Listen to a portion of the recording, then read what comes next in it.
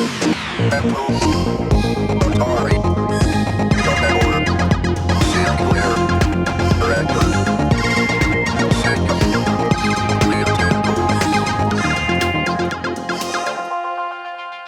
and welcome to another Retronaut video. So what are we looking at today? Well, we're looking at a new accelerator card for the Amiga 2000 called the Dicke Olga. It's actually inside this machine. This is post-installation. You can see it running. And this video was actually a little bit unusual in how it came about, but I'll talk about a little bit more about that in a second. Let's get back to the main event, the accelerator card, the Dicke Olga. Dicke Olga means fat Olga in German, as far as I understand it. And basically that's because the card started off as being quite small and then eventually became large and it gained the nickname of the fat Olga. That's basically what it means. I'll call it Dicke Olga or fat Olga in this review. Obviously I speak English, so it's probably easy for me to say fat Olga. What I actually have in this machine is a new version of that card, which they're calling the fatter Olga, which now has NVMe support. So basically that means that you don't have to use compact flash or even IDE, traditional IDE solutions like an IDE to SD or SD to IDE, whichever way around it's called. You can actually use an M2 drive. Why would you want to do that? Well, because, they're basically the standard and they'll be around for a long time. And, that's probably the most future-proof method for now. So it has that extra feature. I'll talk about the card in a lot more detail a little bit later in this video. I actually think it's a really cool card. You'll see what I think of it, in detail when we go into the installation and review. Definitely worth your interest. I hope, in this video, you'll see why I like it. Now, the card was made by a team of amateurs. It's a really cool product that could be produced by almost anybody with the right skills, with a partner, for instance, such as PCBWay. So yeah, for the first time, I'm proud to say that PCBWay is a sponsor of this video. So let's learn a little bit more about PCBWay. PCBWay, where you can make your tech dreams a reality. Whether it's PCB prototyping, PCB assembly, 3D printing, or even CNC machining, PCBWay is the way. Starting with an instant quote for your PCB projects, PCBWay will leap into action, building your PCB, assembling it for you if you wish, and once it's passed their quality tests, it'll be winging its way to you in a flash. PCBWay, PCB prototyping the easy way. So yeah, PCBWay. Now, this particular card wasn't produced. I did ask them if it was produced with PCBWay. They said it was created by another fab, but it could have been. And if you've got any projects of this ilk that you might be interested in doing, or obviously much smaller projects, obviously this is a very ambitious one. If you've got some smaller projects in mind, please consider PCBWay because they're a very cool company. They support a lot of channels in the retro computing universe. So I'm very proud to have them as sponsors of this channel as well. I hope in the future to do something more specific with the PCBWay range of products. Maybe something like a 3D case. I'm a 3D modeler. I used to work in visual effects. So I could make something in 3D and then have that printed by them. That might be quite cool. And obviously the other kind of thing that I could do is I could actually get some boards made and make some peripherals for maybe the Commodore 64 or possibly something for the Amiga or maybe the Atari 800. I'll have to do some research into that. If you've got any opinions, what would be cool, what you would like to see on the channel in terms of making things with, some boards from PCBWay, then please make some comments in the comment area and I'll be very interested to see what you say and I'll bear that in mind for a future project. So the Dicke Olga, what do we need to actually get it working in this machine? Well, this machine did have a PyStorm in it and if you actually watch, well, actually I should explain, we're launching a new feature today as well, which is that up until now, we've not really had any Patreons. And I started working on this video and I wanted to explain in depth about the PyStorm and what it is and why I was replacing it with the Dicke Olga. And I did a lot of recording and then I was actually editing this video and then I thought to myself, well, actually this is getting very big. And alarm bells were ringing when I hadn't really finished and I was already over an hour. And I thought, well, it's too long, so we need to get this cut down a bit. So I've decided to release that as a specific Patreon video. It's basically going to be this video, but it's going to be an extra long edition. Think of it as like the director's cut. So if you're interested in hearing more and seeing the full video, then please subscribe to my Patreon and help the channel to grow by giving us some funds there. And when you do that, you will get access to that video and in the future, any other videos which are similar to that. It is a problem that you have, which is that you want to explain things clearly, but at the same time, not everybody wants to watch an hour-long video. And I think one of the ways around that, I suppose, is that we could put these videos onto the Patreon channel, and then Patreons are obviously more interested in seeing my content and willing to listen to me talk for a long time will then be able to watch that video and see the longer version of it and hopefully enjoy it there. Whereas other people who may be a little bit more time constrained, they can just watch the shorter video that you're seeing here. So yeah, the Dicke Olga, for it to work, it needs to have a ROM replaced in this machine. I believe this machine has a V204 ROM. Because I asked 8-Bit Dreams, who's one of the guys who actually made this card, to give me an installation with Amiga OS 3.2. So one of the things about the Pi Storm is that you don't really need to worry about ROMs. It kind of emulates them, but this card doesn't. It's a bit more, well, it's like a real accelerator from back in the day. It's a physical accelerator. Yeah, so you don't actually have that benefit, I suppose. So I will have to replace the ROMs in this. The other thing I have to do as well is I have to put the 68000 processor in. And the reason for that is, again, you didn't need that with the Pi Storm, but you do need it with this machine because it has a fallback mode where you can actually fall back to the 68000 for situations where games don't work with the 68030, which is in this machine. Yeah, so that's one of the things that you have to do as well. So without any more delay, let's get into actually getting this into the machine. But before we do that, let's have a quick look at the history of the Dicke Olga and exactly what features it offers us. Now in this section, I'm going to refer to several people by their forum names, just using their forum names. And the reason for this is because I just simply do not know their full names. If you want to know their full names, what I would suggest is you go and Google their names next to the different projects that I mentioned here. So anyway, that being said, the Dicke Olga, or the Fat Olga in English, is based on an earlier project, which is an open sourced Amiga 500 and Amiga 2000 68030 accelerator. And this was called the 68030 TK, and it was made by a guy called Matzi. That accelerator is actually still on sale, and you can see it here, and it does look very capable. You can see that it seems to have a 68030. It has space on it for a floating point unit. And at the back of the card, you can see there it has a connector for an IDE drive. So it looks pretty cool. Now, this particular card, if you actually look at it, there's no slot connector on it. So it's not really designed for an Amiga 2000.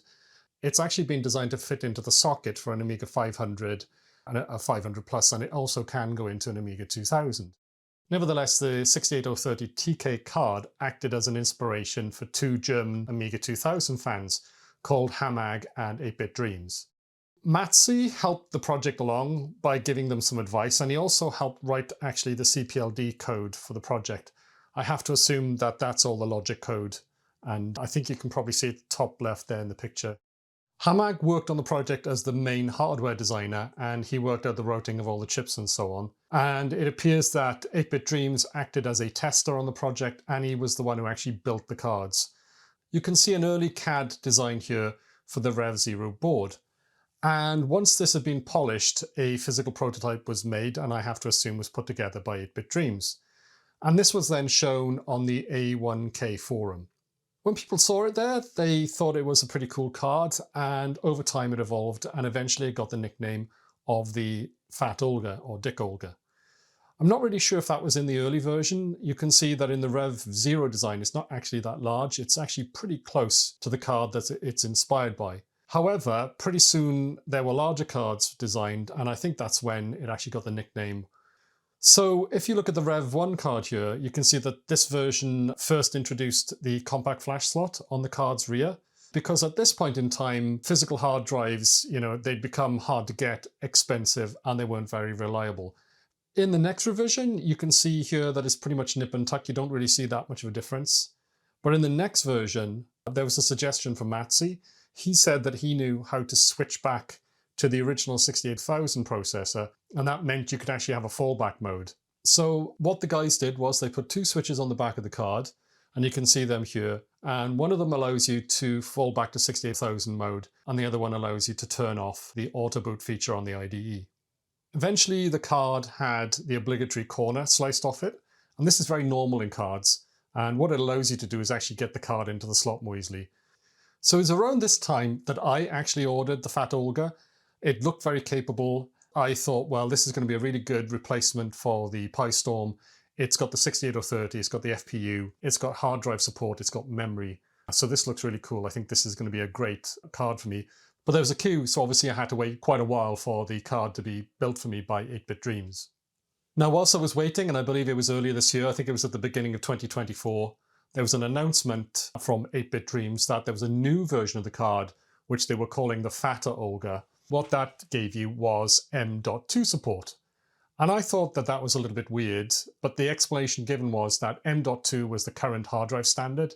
It looks like that's going to be around for many, many years. So they decided, as they were basically finishing off on the card, that they may as well support that, which would then future-proof it. So this is the card that I bought. This is the Fatter Olga. It's very, very red. And you can see here next to a couple of other cards that I actually own. One is a memory card and SCSI controller, the Fastlane Z3.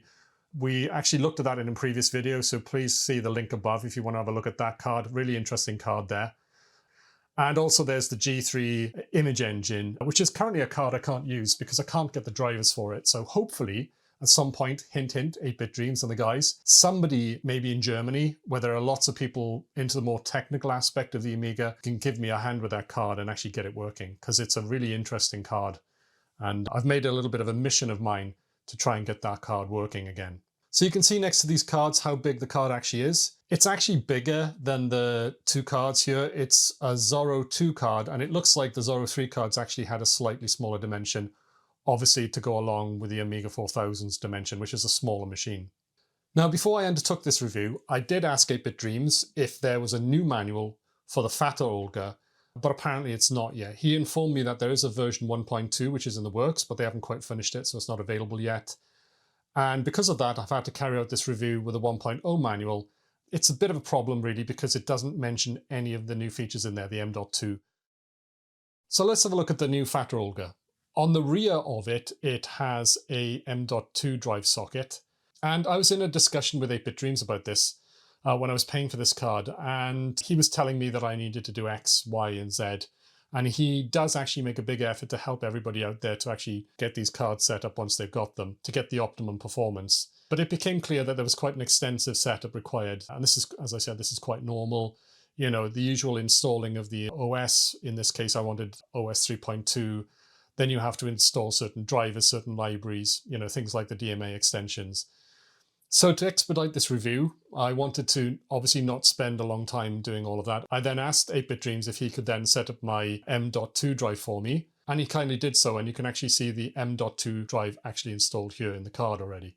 So let's do a whistle-stop tour of the card and its main features. So on the rear of the card, as I just mentioned, this is actually the primary IDE connector, and this is where you can fit a physical hard disk, you know, the kind of hard disk you would have had in an Amiga or a PC back in the 90s.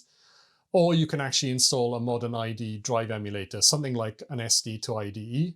I did ask 8-Bit Dreams about this, and he actually recommended using the M.2. He said it had more compatibility, and that's actually why I went with using an M.2 in the end. And as I said earlier, with the new Fatter Olga, there is actually a second socket for the same channel where you can actually plug in the M.2 drive. I would assume that you can only plug in one hard drive into this channel. So it's either going to be a physical hard drive in the standard port, or it's going to be the M.2, not both. On the front of the card, you can see there is the secondary channel, and it has an IDE port there. I assume, again, you can plug in any sort of standard IDE device. There is a problem with the original BootROM, which is called Octopussy, and I believe it doesn't work with CD-ROM drives, so you should really use an updated BootROM. There's a new one called LIDE. I'm not sure how you meant to say it, LIDE. But that basically gets rid of a lot of the problems, and I'll mention that a little bit later. So I assume that you can plug in a CD-ROM drive into this connector here. It does mention it in the manual. And to the right of it, you can actually see that there's an actual SATA port, and M.2 is a type of SATA, right? So I'm assuming that the SATA port that you can see here does actually allow you to connect a SATA IDE drive to that connector in the secondary port.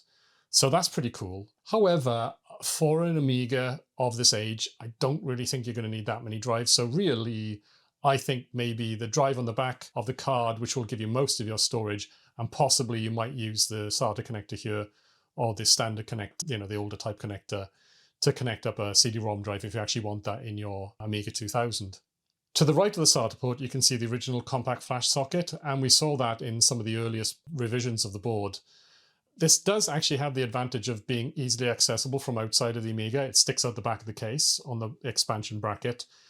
So yeah, it is accessible with the machine closed, so it's definitely an option. One thing that 8-Bit Dreams did mention to me was that the compact flash cards, they don't have the ability to declare whether they're master or slave. So I think there are some limitations when you use a compact flash card. So again, he's recommending that you don't really use that anymore and instead use the M.2 or, a legacy hard drive or an emulator on the other side of the board. In the center of the card, there is the socket for the 68030 processor, and you can see that in my card it is populated. This was actually populated by 8-Bit Dreams. Below it, you can see there is a socket for an MC6881 or 82. That's a floating point math coprocessor. Again, mine is populated. I got a hold of a floating point unit. My card actually has a 32 megahertz crystal in it, and that's because I had this installed again by 8-Bit Dreams, supplied the chip and he installed it for me. He's actually tested it and found out that it doesn't run the same speed as the CPU. It runs at approximately 50% of the speed, so he's put a 32 megahertz crystal in there to actually make it work. You can see the crystal oscillator socket to the right of the FPU socket. So yeah, that allows you to actually use the clock speed of the actual CPU if it can match it. But obviously when you run the CPU at a faster speed, the FPU may not be able to match it. So that's why you have that separate socket there, which allows you to put in a specific crystal to have it run at a different speed. And it's really nice that it actually does support that it can run at a different speed to the actual CPU. Now, the reason why I wanted an FPU is because back in the day, I used to do 3D rendering on my Amiga 2000 and 4000. So I want to go back and explore that. And it really sucks very badly if you don't have an FPU. So that's actually why I've got that installed for me.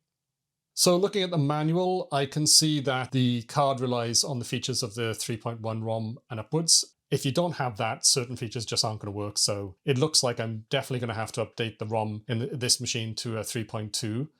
So as I said earlier, originally the card had the Octopussy BootROM, and it says in the manual that, this BootROM, it handles all of the IDE aspects of the card. Over time, it proved to be a little bit of a problem because it has limitations, such as it doesn't actually support CD-ROMs, which is a big one. The more annoying one is that it didn't actually support compact flash cards, which were greater than 16 gigabytes in size. With the fat Olga, not so much of an issue, but obviously not being able to use a CD-ROM is a bit of an issue because for many people, they want to have a CD-ROM drive in their Amiga. But that's been fixed now because there's recently a new BootROM has come out called LIDE, and that was actually created by Matt Harlem. It's one of the few people I do have the full name for. He released this BootROM and apparently it's removed all the issues. So that's great. The card actually comes with a system called MapROM, and that was created by somebody called Scrat. I'm not quite sure what their real name is. Now, there's a utility that actually comes with the card for the MapROM, and this allows you to do a few things. But what I could see, the sort of headline features for me was that it has a utility to allow you to change the wait states of the IDE bus, and that allows you to tweak the speed of the IDE bus based on the solution that you're using. You can go as slow as possible if you're having issues, or you can actually increase the speed until the drive is basically maxed out. However, it does warn that if you go too fast, you probably get read and write errors. So I'm not quite sure if that's already been tweaked by 8-Bit Dreams. So I'll try and find that out. And if it hasn't been, I may have to get in there and actually tweak that. So we'll have to see how it goes. Another thing I found interesting is it says that it can shadow the Kick ROM. I'm not sure by Kick ROM if it means Kickstart ROM or BootROM. But basically shadowing is a system where you take a ROM, or for instance, a BIOS on a PC, that's where I know it mainly, and you copy that into fast RAM, which runs much faster than the ROM. Then what happens is the CPU can access that, basically it's a bunch of programs and libraries, much more quickly, and that boosts the performance of the machine. I'm not sure, again, if I need to set that up, so that's something I might have to have a look at later in this review. Anyway, that's what we have to work with for now, so let's try and get the card installed and get it working. So the first problem we have is that the ROM is going to be incorrect for the OS, as far as I understand. 8-Bit Dreams has told me that it's a Amiga DOS 3.2.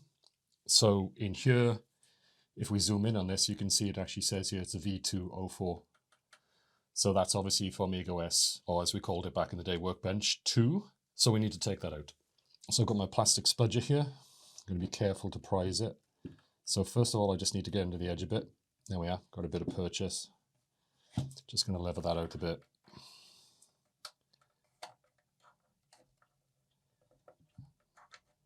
There we go. It's got that out. Now, I did think I was going to have a bit of a saga getting the ROM. I thought I was going to have to burn one. But in fact, I do have an Amiga 500 with a 3.2 in it. I've taken it out of that machine temporarily, and I'm going to use it in here. Well, actually, when I buy a new one, I'll have to put that one in that machine, because getting out of here is going to be awkward once this is in. Make sure I put this in the right way around. So I've got the notch facing this way. You can't see it from the cameras there, but there is actually a notch shown on the logic board there. So look for that before you put it in. Make sure it's in the pin sockets correctly. Yeah, on both sides. Just going to gently push that home. Well, firmly but gently. There we go. Next, we'll put in the card. Let's put in the actual Dicke Olga. Okay, so here's the card. I was thinking about taking the sticker off here, but you know what? I don't think this drive is going to get hammered by an Amiga, right? So I don't think heat dissipation is going to be so much of an issue. So just as a record for myself in the future, I'm going to leave that in place. I need to get it here through the slot where it's actually going to fit. And I'm going to put it in place here. I think it's in the slot correctly. Yeah, looks like. I'm just going to wiggle that in. That's good. And just to hold it in place, just to make sure that it doesn't move around, I'm just going to put a screw in the back, one screw, just to hold it in place. It's, I don't know if it's my case. I think it must be my case, but it's all a bit wonky. So to get that into place, I have to actually put a bit of pressure. I think you can see that there. So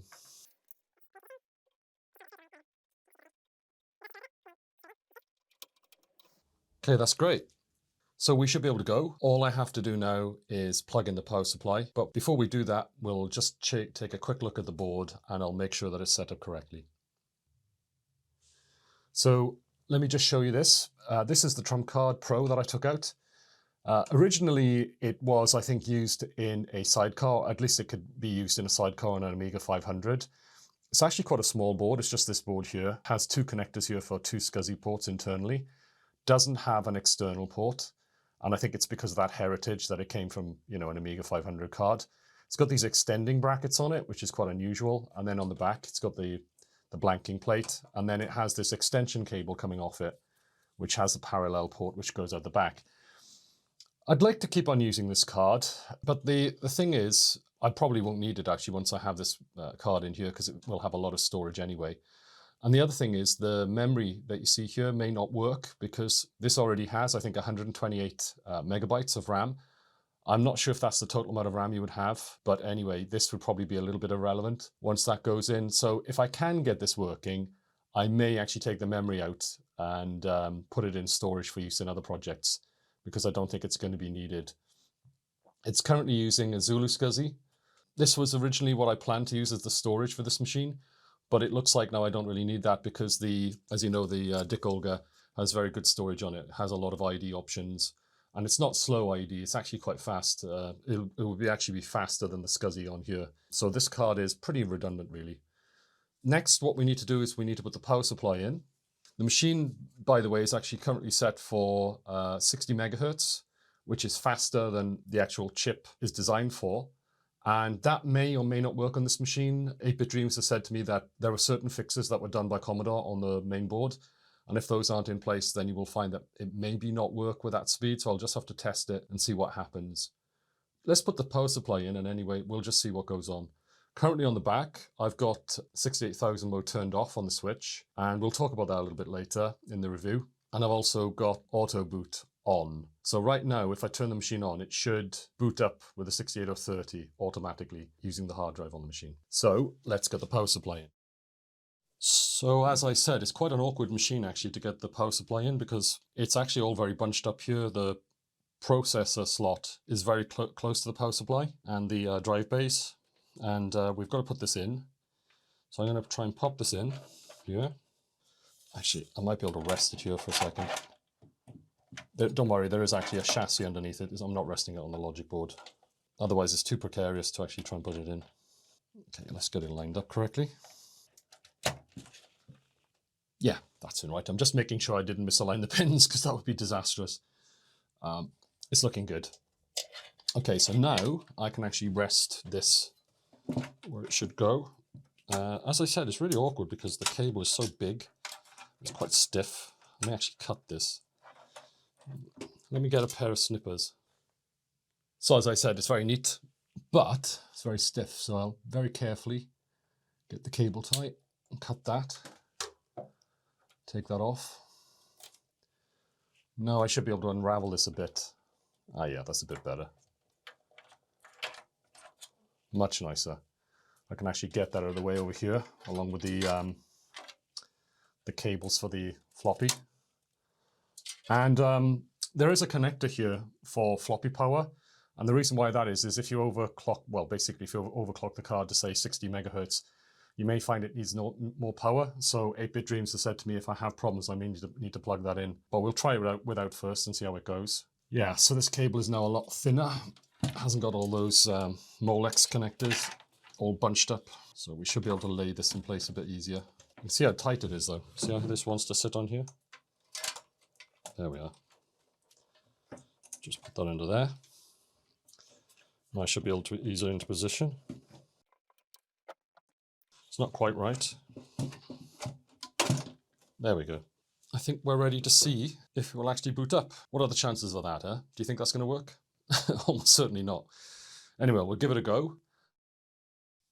Okay, I've turned on the screen, so we just need to plug in the machine.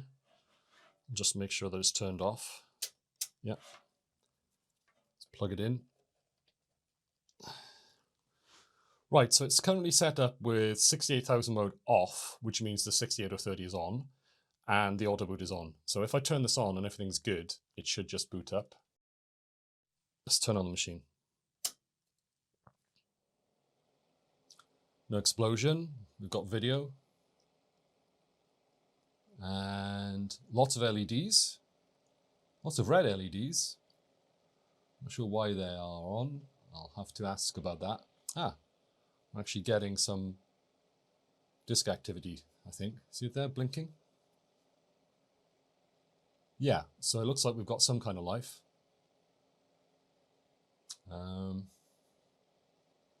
Okay, let's just wait and see what happens. A few moments later.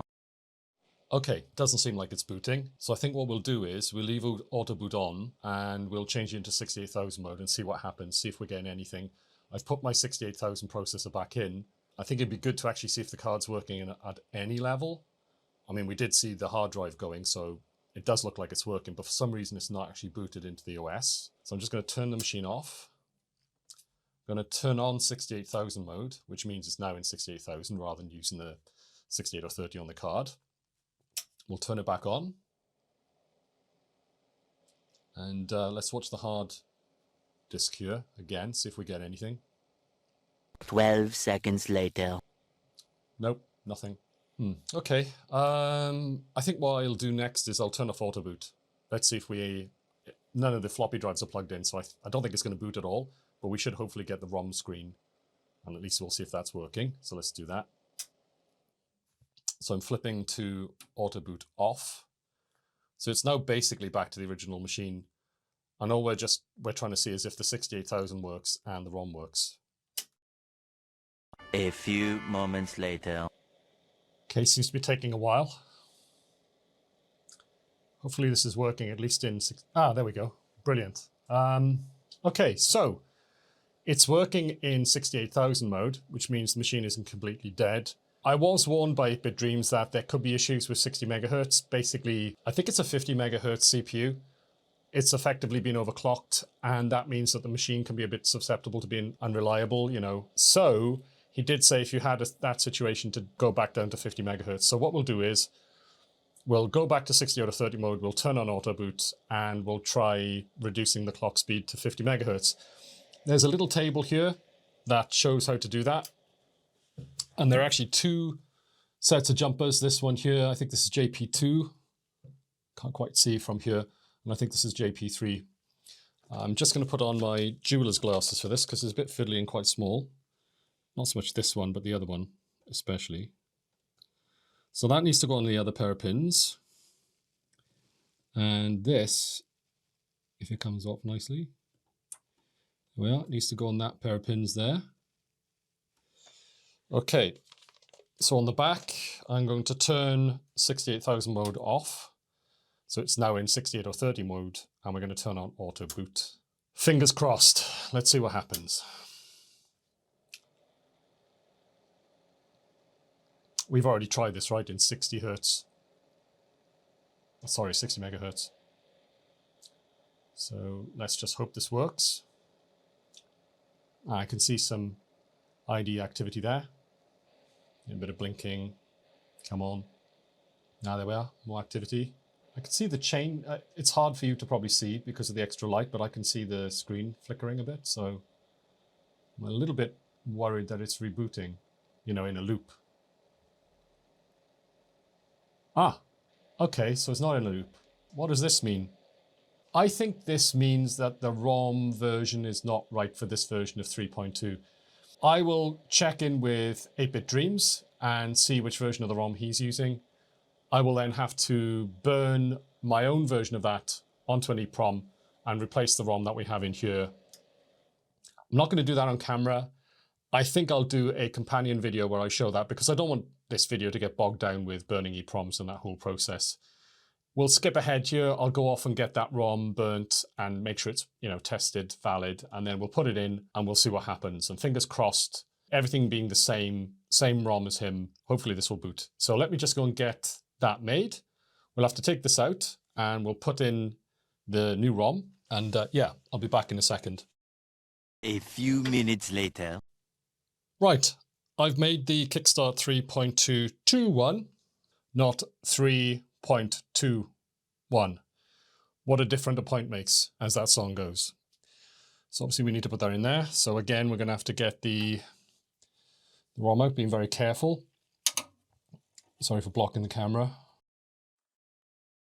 And you've got to be very gentle with this. It's very easy for this to pop out very quickly and then you bend the pins of the ROM. I've never done that, obviously. So I'm just going to lever it. No, leveraging isn't working. So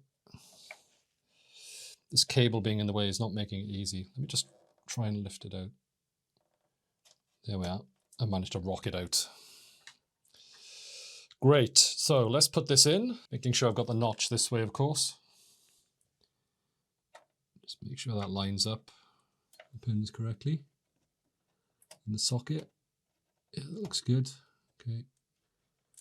Very easy to misalign sockets, so you've got to check, obviously, before you put it in and then after. Just look from the side, just make sure it lines up correctly. Got the notch in the right place. So it looks like I'm going to have to order this to be legit. But the good thing is, it does mean I can obviously put this back in the Amiga 500 whence it came. So I'm going to put it over here with the original ROM from this machine.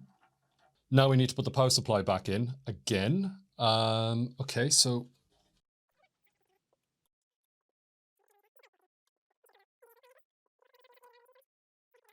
actually that's pretty good. It's back in place. So let's get ready again. I think we're ready to give it another go. Let's just make sure this hasn't snagged or anything. It looks okay. Yeah, it's looking pretty good. I think it's not quite in position there, but anyway, we can do that later when I put it back together. It's basically okay. Okay, let's turn this on and see how it goes. Okay, the power supply's back in.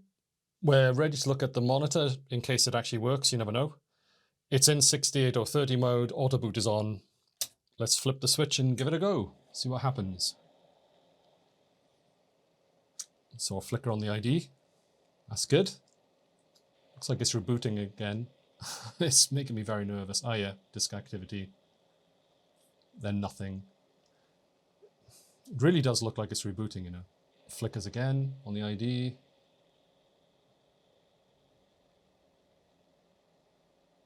And then, come on. Ha ha! Way hey! Oh, great. Oh, okay. Prelude library version 4. Don't know what that's all about. Oh, yeah, of course, yeah. There's actually a sound card that can plug into this card. It's a bit of a bonus feature. There's a thing called the clock port on it, which allows you to connect it to that. And I am assuming that maybe 8-Bit Dreams had that plugged in to test it, and maybe there's a ROM on it. I don't know, I'm just guessing here. And if that ROM isn't on the card, some piece of software on here is trying to use that ROM. It doesn't exist because it's not plugged in. So that's why we're getting that error on the screen. Okay, let's abort that. And there we are. Okay, hey, we have my machine working again. DF1 unreadable. Okay, the reason why that is right now I don't have any floppy drives plugged in. I don't understand why quite it's even showing it, because it just doesn't exist right now. It's not plugged in. Let's have a look in games. What's in here? Oh, doesn't seem to be anything. Let's expand it. Is it maybe hidden? Show all files? No. Okay. Seems to be an empty folder. Yeah. What can we see? Well, yeah, workbench release 3221. So there we are. That was the problem earlier with the ROM. We had to have the right Kickstart ROM to actually boot up this version of Amiga OS 3.2. We've got 771K left of graphics memory. This machine only has 1 mega chip RAM, which is the way it was back in the day. Don't forget, this is basically the bigger brother of the Amiga 500, which had 1 mega chip RAM by default. So that's perfectly normal. What isn't normal is, is the amount of memory in it. Yeah, 128 megabytes, which is pretty amazing. I'm pretty sure that's all I'll ever going to need on this machine. I've seen other people out there getting a bit obsessive about it and going for 256 meg. I don't really think that's necessary whatsoever. Hardly anything would ever use it, right? Looks like there's some benchmarking things on here. We got SysInfo Amiga test kit. Well, actually, Amiga test kit is just to make sure the machine's running right. And it seems to be running fine. I can't see anything really wrong with it here. No crashing so far, fingers crossed. Let's try SysInfo and see what it says. It says I've got an ECS Agnes, which is perfectly correct. We're running in PAL high-res mode, so that's why you're seeing a little bit of flicker on the screen. And ECSD Nice, and we've got a 68030 CPU. FPU is a 6882 with an MMU, says it's in use, and shows you the clock speed there for the monitor. Let's go to over here. Actually, it just says all, different libraries and so on. We need to see what the speed is like. Now, of course, originally this would have been the same as an A600. It certainly isn't as fast as an A600 anymore. Why am I saying an A600? Well, this machine was the larger sibling of the A500, and the A600 was the later replacement for the A500. Not quite sure what CPU it had in an A600. Maybe it was the same 68,000. Could have been a 6810. I'll have to look that up. But you can see that this machine is basically 19 times faster than it. If we look at a 25 megahertz 6830, which is kind of close to what I would have had back in the day, I think what I had back in the day was a 25 megahertz 68030, because I distinctly remember going on a long bus journey to buy a crystal to overclock it to 33 megahertz. So that's what I would have had. And you can see here we're running at, from what I know, is 50 megahertz. You can see that we're running to 0.15 times faster. So we're running a little bit faster than 50 megahertz from what this is showing. I'm not quite sure where that extra speed is coming from, because clock for clock, it should be basically 2.0, but it isn't. It's a little bit faster than that. So I think it's the efficiencies in the card. I think 8-Bit Dreams was saying that the card runs slightly faster than the original Accelerator from back in the day. And you can see that this is a 25 megahertz 68040 here, and it's more than half of its speed, which is actually really good going for a 68030. If you were a hot rodder, you might look at this and say, well, why don't we go for this sort of speed, the 68040? And the answer is because back in the day, this machine would have been mainly used as a 68030 machine. And then when the Amiga 4000 came out, that was when 68040s became common. And later, you could then retrofit this machine to get a 68040 in it. But the thing is, this machine doesn't really have the sort of infrastructure that you have in an Amiga 4000, which is built around a 32-bit CPU. This was originally built around the 68,000 CPU. So it doesn't have the sort of bus speed that you would have, that you would kind of need to get the full performance out of a 68040 card. That's why I'm not really interested in getting one. I have an Amiga 4000. I was fortunate enough when I bought it that it came with a 68040.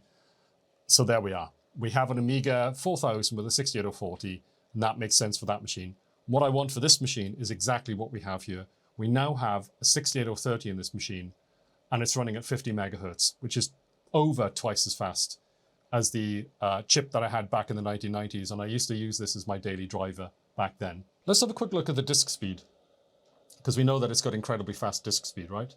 So DH0, what's the speed on it? Wow, look at that, 7943. That is crazy fast.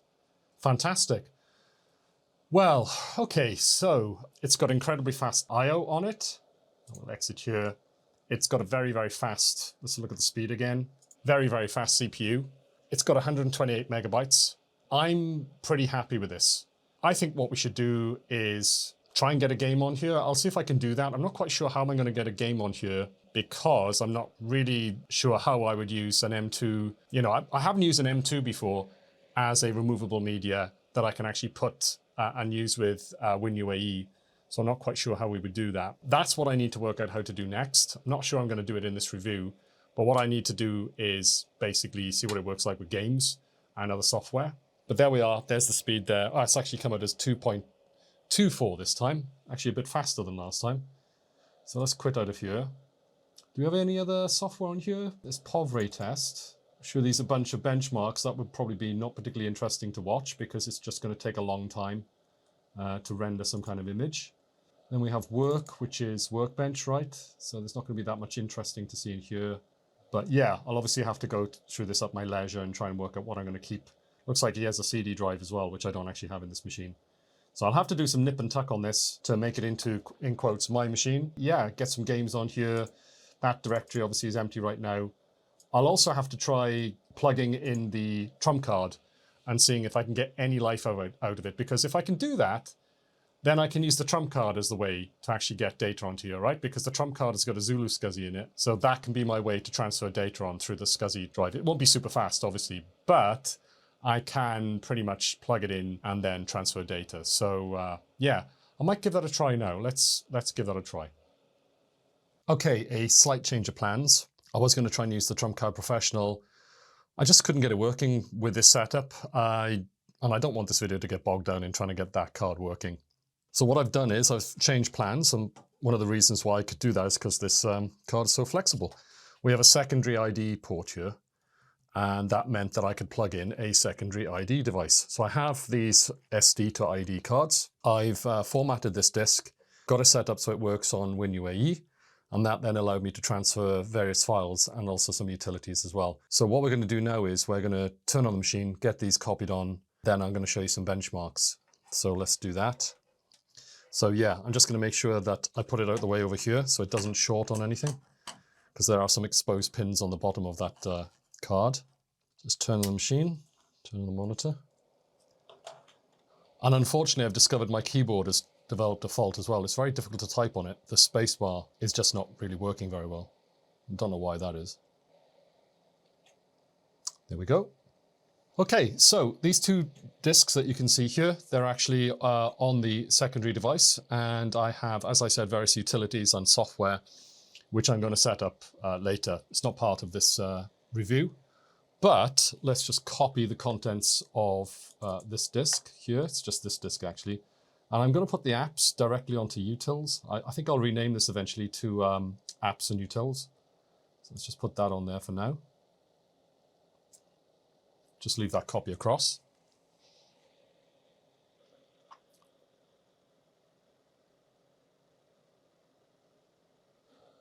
Okay, we'll just copy utilities on there as well. Pretty small. I'm just now going to copy the games onto the games folder. And we'll just go to here. New by name. Makes it easy to select everything.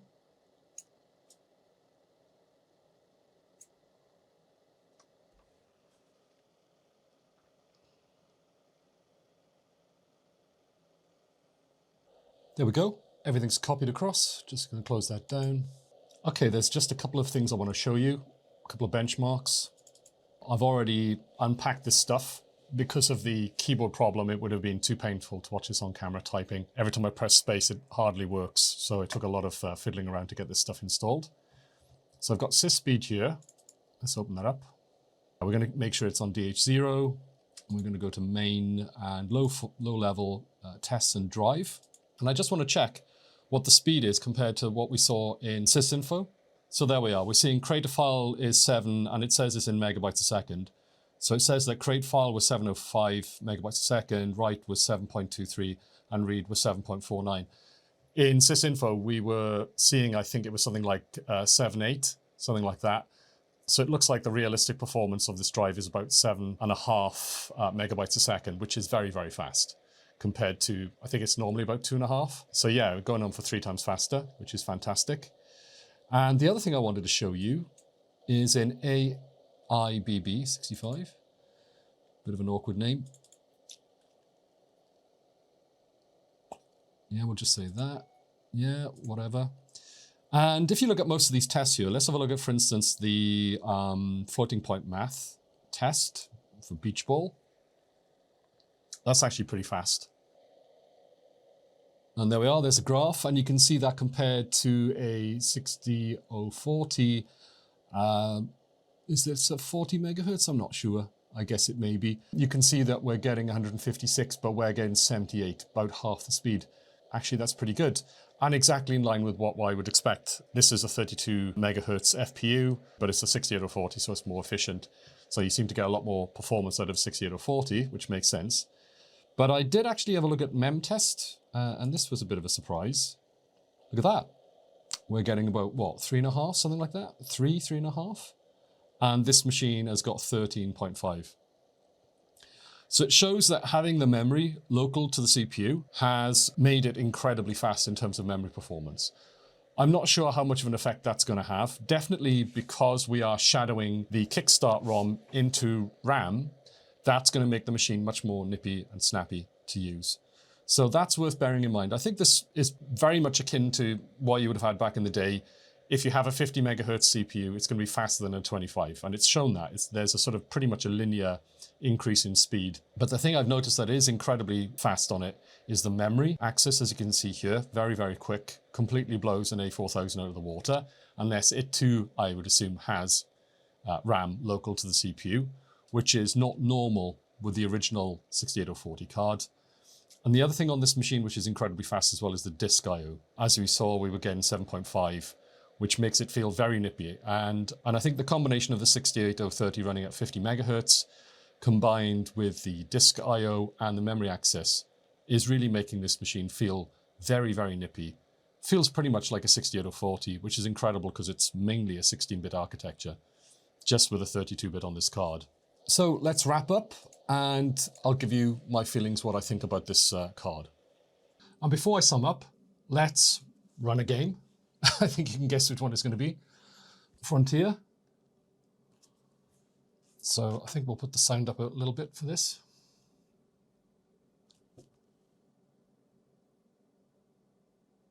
We don't have any sound. Ah, there we go. If you've watched any of my other videos, you may wonder why I keep on returning to this game. Well, it was a big favorite of mine back in the 1990s. And it also is a useful benchmark because it actually is one of the few games that doesn't have a locked frame rate based on the CPU. It runs faster when you have an accelerator, basically.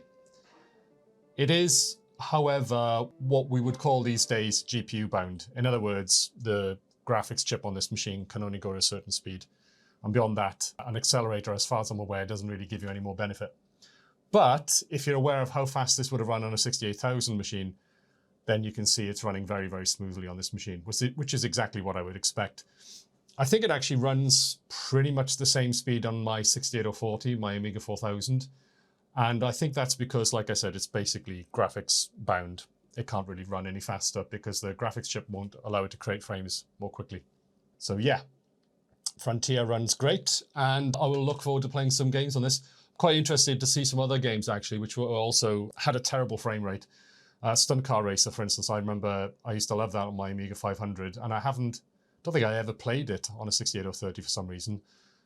By the time I got a 68030 back in the day, I wasn't feeling that nostalgic for it because it had only been a couple of years earlier. Whereas now it'd be quite interesting to see what Stunt Car Racer is like. But anyway, yeah, that's for another day. What would I say about the Dicke Olga? Well, it's a very red card. Obviously, if you buy one yourself, it may not be red. I know that they've done various editions of it. As we saw earlier when we had looked at the history, they went through black and blue and red. Maybe they'll do a green or a gold or something like that in the future. I don't know. But right now it's bright red. It's a very fast 68030 accelerator. It looks like it tops out at 60 megahertz. I couldn't get this machine to run at that speed.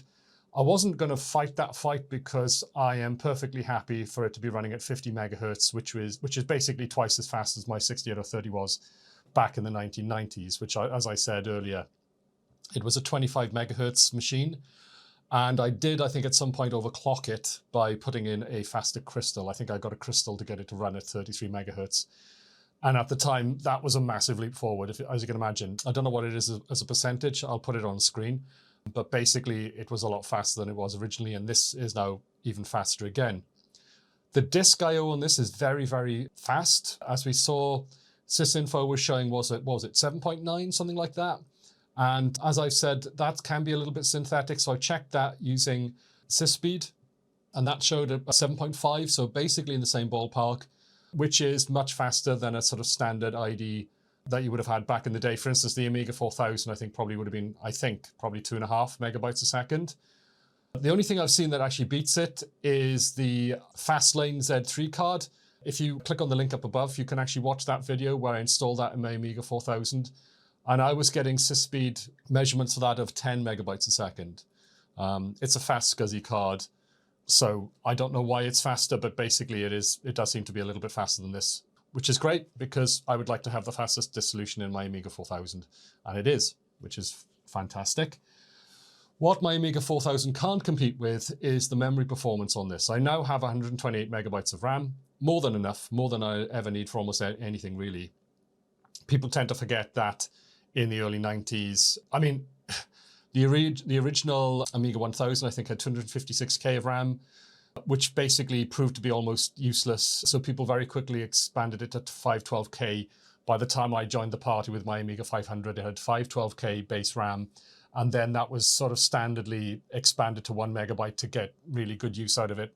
And that's because of the windowing system that we have, Kickstart and Workbench. It's a really, really fantastic system, but it requires more RAM. And then the games got more ambitious very quickly. They required more RAM. All of it together meant that you had to really have a machine with 1 megabyte. I think with my Amiga 500, at some point I got that up to 4 meg. I don't remember quite how I did that. And then when I got my Amiga 1500, which is a 2000, I got that up to, I think, 8 meg, something like that. So 8 megabytes would have been fantastic back in the early 90s, and I've got 128 megabytes. What's even more than that is the incredible speed of it. As we saw earlier in that benchmark, it's incredibly fast, the memory performance on this, because it's local to the CPU. And I guess it's because it's modern memory as well, right? It's not old-fashioned memory running at a certain nanosecond speed. I'm assuming that it's running at something like, I don't know, 10 nanoseconds or something like that. So basically, the CPU can address that memory just as quickly as it wants to. It's already an overclocked CPU as well. It's, it's a 50 megahertz part. So yeah, you're going to get really, really good performance on the memory. And what I liked about the card is this feature, and I might explore this with my Amiga 4000, where they've shadowed the Kickstart into fast RAM. My 4000, I believe, has 16 megabytes of RAM, and that's local on the board, but it's going through 32-bit bus, so it's pretty fast. And that means if I can use the MapROM, as we saw earlier, to get that into fast RAM, then I think that's going to make that machine run faster, which is an interesting learning experience I've had with this card. I didn't know that was a thing on the Amiga, that you can actually shadow the Kickstart into fast RAM. This was a common thing on PCs towards the end of the 90s. If you actually watch this video on my Fujitsu Ergo Pro PC, there was actually a problem with the BIOS being loaded into system RAM. And that was one of the reasons why, well, that was the reason why that machine didn't work. So I actually learned a bit about shadowing of BIOSes and all that kind of stuff in that when I made that video and fixed that machine. So yeah, it was interesting to encounter that also with the Dicke Olga. What else is on the card? It also, on the back of it, has the option of fitting a Prelude sound card. That's actually, I don't think that's an official product of that team. I think it's an existing product from back in the 90s. And this video isn't really about that, but I believe it gets you hardware acceleration of MP3s. And I think it gets you better sound quality. It's a bit of a niche product, really, because I'm really personally only going for the sort of standard sound that came with the Amiga, because I want to go back and, you know, relive the games from the 90s, I suppose. When it comes to sound cards with MIDI and all that kind of stuff, I tend to concentrate a bit more on the PC, because that was a kind of standard thing there.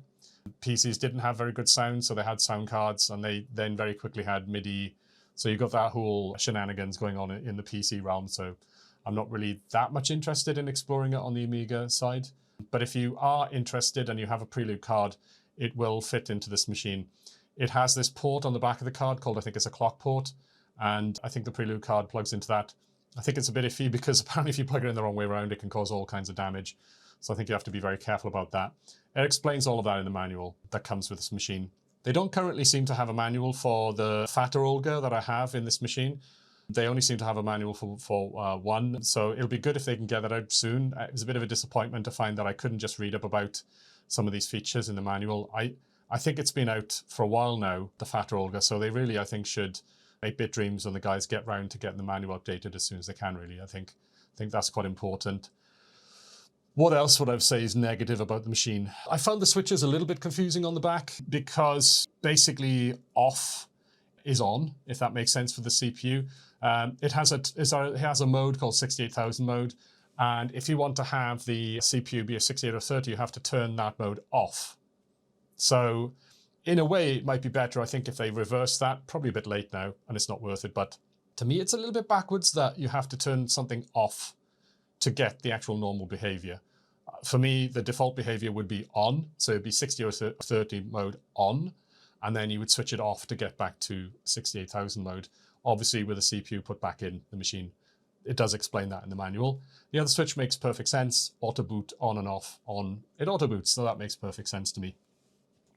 Talking about the fatter Olga, what did I find about the M2? Well, it was pretty painless, really. I dodged a bullet slightly in that regard. I did ask 8-Bit Dreams if he could set that up for me, and he very kindly did. And that obviously saved me a lot of time getting, you know, Workbench and all that kind of stuff installed in here. And in fact, what I've actually got is like a kind of perfect setup with lots of features I actually don't have. I don't have a Picasso card for this machine. I don't have, obviously, the Prelude card. And so, yeah, I mean, some of this stuff isn't really that useful for me right now. But what's quite nice about it is that in the future, if I do get a Picasso capable card, something like a ZZ9000 or an original Picasso capable card, then obviously that stuff will just immediately work, which is really, really good. Would I recommend this card to somebody else? Absolutely.